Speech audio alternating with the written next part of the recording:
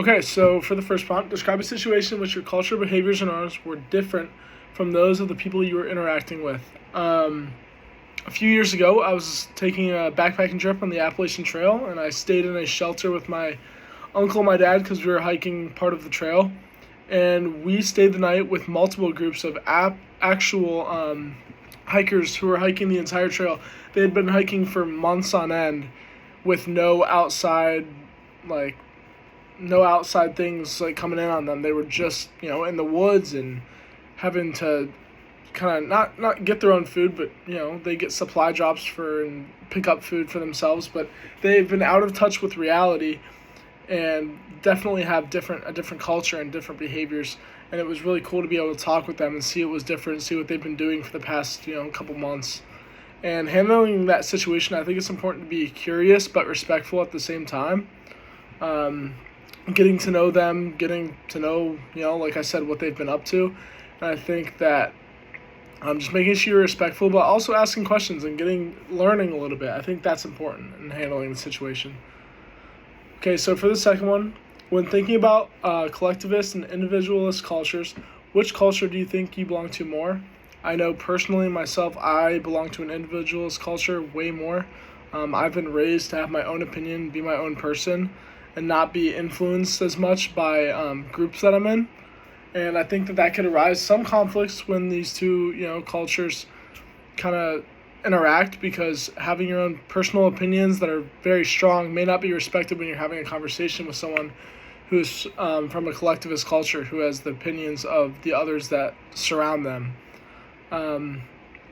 That just could obviously happen because it's differing opinions, and the conversation for a collectivist person or from an individualist perspective might seem very vague, just because the collectivist culture has like a group opinion. When you're talking one-on-one with someone, they might not give you direct answers on or everything might seem to come from their group's perspective. I think that would be the same in the opposite circumstance. Person who is individualist may seem like, why would you have the opinions on everyone else who's around you? Why wouldn't you be your own person? I think that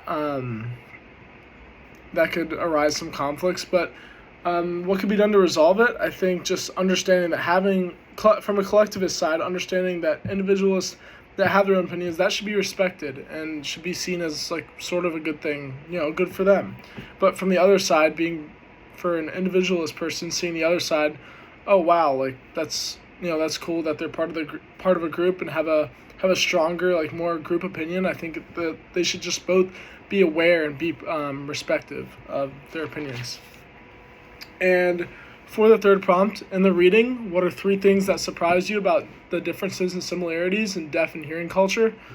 The first thing that really surprised me is that like said that their group hangouts are like their events a lot of times go until super early in the morning, because of like they're getting their time together, which they don't get a lot because they don't communicate over technology as much,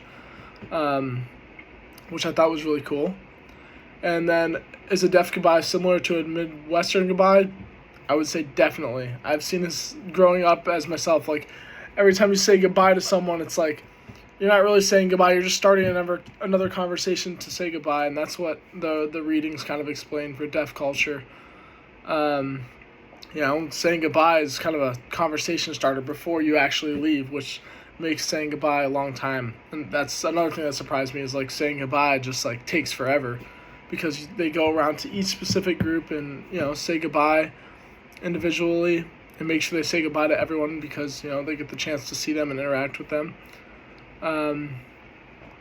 Another thing, it didn't really surprise me, but I guess I didn't really understand this, is that exaggerated mouth movements can be seen as rude. Throughout our class, I've like kind of thought that like you should try and exaggerate your mouth a little bit while you're signing, and I think that now I kind of understand that you shouldn't overdo it, and you should stick to like the typical like how you do ASL, like you're expressing yourself, but you're not like just saying the words with your mouth and really over exaggerating. Yeah, that's about all I have. Saying that takes over an hour to say goodbye. That's the biggest thing that surprised me, I'd say. So yeah.